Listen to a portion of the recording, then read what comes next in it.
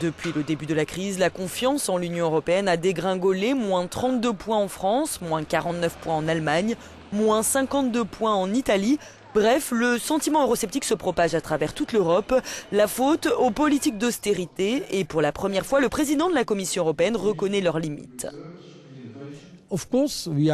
Bien sûr que nous sommes préoccupés par la situation sociale actuelle, il y a un risque de division. En même temps, nous devons être clairs et honnêtes, ce n'est pas l'Europe qui a créé cette crise.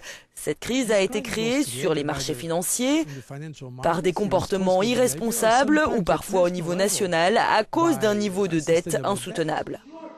Le niveau de dette dans les pays européens a flambé ces derniers mois en dépit de l'austérité. C'est le cas dans 21 des 27 États membres, mais pour cet économiste tchèque, le mal ne réside pas dans le projet européen, bien au contraire.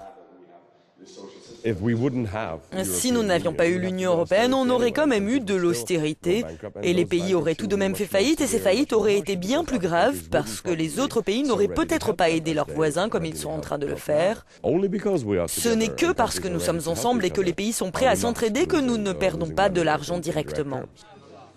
Après les États-Unis, le Fonds monétaire international et le président de la Commission européenne, ils sont donc de plus en plus nombreux à évoquer l'idée d'une modération des mesures d'austérité en Europe, à l'instar de cet expert qui veut investir dans la croissance.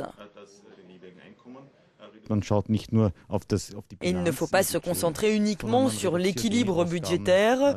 Il faut réduire les dépenses qui ne créent pas de croissance et augmenter les dépenses d'avenir pour l'emploi et pour la compétitivité. S'agissant des impôts, il faut diminuer les impôts destructeurs d'emplois, comme les taxes sur le travail, et augmenter ceux qui ne sont pas dommageables pour la croissance, comme les impôts fonciers par exemple. À un an des prochaines élections européennes, la politique de l'Union semble donc de plus en plus remise en question.